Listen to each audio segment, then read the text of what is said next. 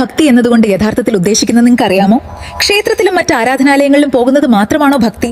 ഈ ചോദ്യങ്ങൾക്കുള്ള ഉത്തരം അറിയാൻ ഈ വീഡിയോ ശ്രദ്ധയോടെ കാണുക.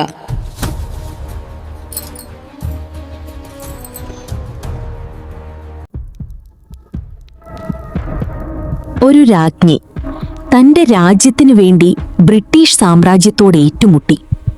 അവൾക്ക് പട്ടാളമുണ്ടായിരുന്നില്ല, ബ്രിട്ടന്റെ തോക്കുകളുമില്ലായിരുന്നു. എങ്കിലും അവൾ ബ്രിട്ടീഷ് റെസിഡന്റിനെ യുദ്ധത്തിൽ കൊന്നു. ഇത് അവളുടെ കഥ. ആ രാജ്ഞിയാണ് കിറ്റൂർ ചെന്നമ്മ. ഇതുവരെ കേൾക്കാത്ത കഥ, പാഠപുസ്തകങ്ങളിൽ പോലും ഉൾപ്പെടുത്താതിരുന്ന കഥ. നിങ്ങൾ കേട്ടിട്ടുള്ള ഏക രാജ്ഞി ലക്ഷ്മിഭായ് മാത്രമാണോ? എന്നാൽ ലക്ഷ്മിഭായ്ക്ക് 30 വർഷം മുമ്പ് കിറ്റൂർ ചെന്നമ്മ എന്ന രാജ്ഞി ഇവിടെയുണ്ടായിരുന്നു. 1778 കന്നഡയിലെ കാക്കത്തി ഗ്രാമത്തിൽ ഒരു സാധാരണ കുടുംബത്തിലായിരുന്നു അവളുടെ ജനനം. ബാല്യം മുതലേ അവൾക്ക് ധൈര്യമായിരുന്നു ആഭരണം. കുതിരസവാരി, വാൽപ്പയറ്റ്, അസ്ത്രവിദ്യ തുടങ്ങിയ ആയോധന കലകളെല്ലാം നിഷ്പ്രയാസം അവൾ അഭ്യസിച്ചു. Yes, now watch your feet. Good. Relax the shoulders, tighten the core. അവൾക്ക് 15 വയസ്സുള്ളപ്പോഴായിരുന്നു കിത്തൂർ രാജാവായ മല്ലസർജ ദേശായിയുമായുള്ള വിവാഹം.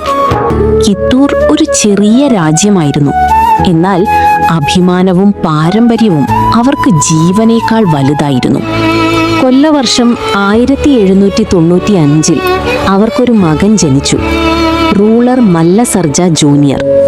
എന്നാൽ കൊല്ലവർഷം 1816 അപ്രതീക്ഷിത ദുരന്തം. രാജാവ് മല്ലസർജ നാടുനീങ്ങി.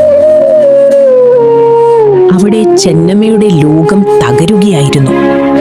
എന്നാൽ അവൾ ഉണർന്നു. രാജ്യത്തിനു വേണ്ടി അവൾ കണ്ണീർ തുടച്ചു കളഞ്ഞു.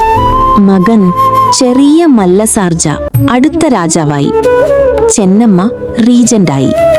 എന്നാൽ ആ സമയത്താണ് ബ്രിട്ടീഷ് കമ്പനിയുടെ ക്രൂരമായ നിയമം കിട്ടൂരിനുമേൽ ഇടിത്തി പോലെ പതിച്ചത്.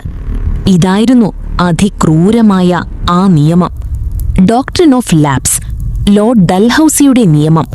അനന്തരാവകാശി ഇല്ലെങ്കിൽ രാജ്യം കമ്പനിക്ക്. കൊല്ലവർഷം 1824 ചെന്നമ്മയുടെ മകൻ മല്ലസർജ ജൂനിയർ നിഗൂഢമായി മരിച്ചു.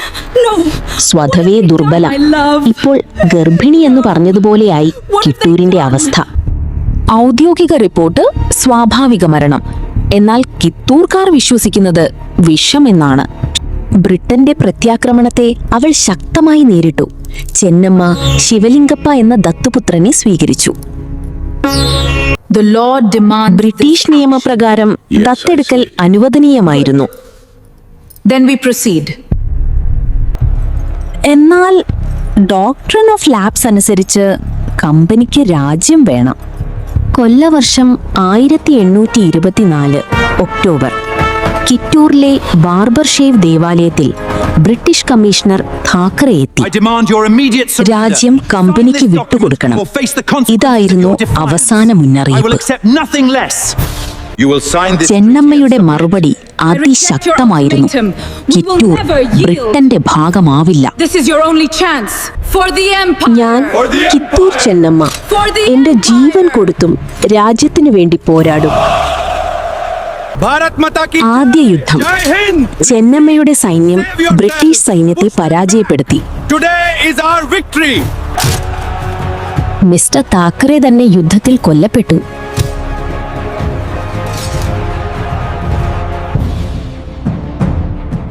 മിസ്റ്റർ താക്കറെ തന്നെ യുദ്ധത്തിൽ കൊല്ലപ്പെട്ടു. കിത്തൂർ ചെന്നമ്മ. ഇത് ചരിത്രത്തിൽ തന്നെ വിരളമായ സംഭവമാണ്. എന്നാൽ ആ വിജയം എന്നേക്കുമായിരുന്നില്ല.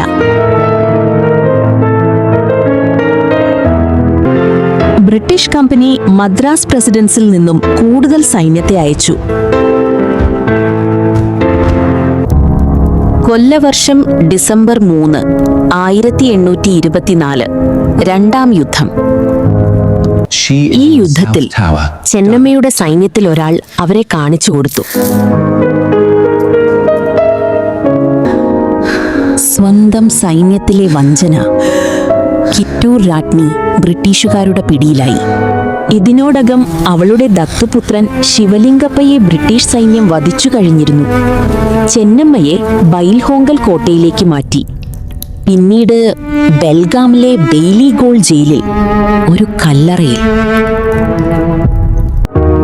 5 വർഷം ഇരുട്ട്, ചെറിയ ജനൽ, പുറത്ത് കിത്തൂർ. ബ്രിട്ടീഷ് പതാക പാറുന്നത് മാത്രമായിരുന്നു ജയിലിന് പുറത്തേക്കുള്ള അവളുടെ ദിവസക്കാഴ്ച. കൊല്ലവർഷം 1829 ഫെബ്രുവരി 21. ധീരദേശാഭിമാനി കിത്തൂർ ചെന്നമ്മ ജയിലിൽ വെച്ച് നിർവ്വാണം പ്രാപിച്ചു. വയസ്സ് 51. അവരുടെ മരണം കിത്തൂറിലെ ജനതയ്ക്ക് പ്രചോദനത്തിന്റെ തീജ്വാലയായി. അവരുടെ പോരാട്ടം 30 വർഷങ്ങൾക്ക് ശേഷം റാണി ലക്ഷ്മിബായിക്ക് പ്രചോദനമായി. താത്യാ തോപ്പെ, നാനാ സാഹേബ് എന്നിവർക്കും ചെന്നമ്മയായിരുന്നു പ്രേരണ. കൊല്ലവർഷം 1961 ഇന്ത്യൻ സർക്കാർ കിത്തൂർ നഗരത്തിൽ ചെന്നമ്മയുടെ പ്രതിമ സ്ഥാപിച്ചു. The lioness of Kittur, the ഇന്നും Chennamma, കർണാടക she stood തദ്ദേശീയ against the ഉത്സവങ്ങളിൽ tyranny. ചെന്നമ്മയുടെ വീരഗാഥ പാടുന്നു. എന്നാൽ ഇന്ത്യയുടെ മറ്റു ഭാഗങ്ങളിൽ അവരിപ്പോഴും ഫൊഗോട്ടൺ ക്വീൻ. എന്തുകൊണ്ടാണ് ഒരു സ്ത്രീ 51-ാം വയസ്സിൽ ചങ്ങലകളിൽ അവസാനം വരെ പോരാടിയത്? കാരണം ധർമ്മം. എന്റെ രാജ്യം, എന്റെ പ്രജകൾ, ഇത് അവളുടെ ധർമ്മം. ഡിവോഷണൽ ചാനലിൽ ഇതെന്തുകൊണ്ട് പറയുന്നു?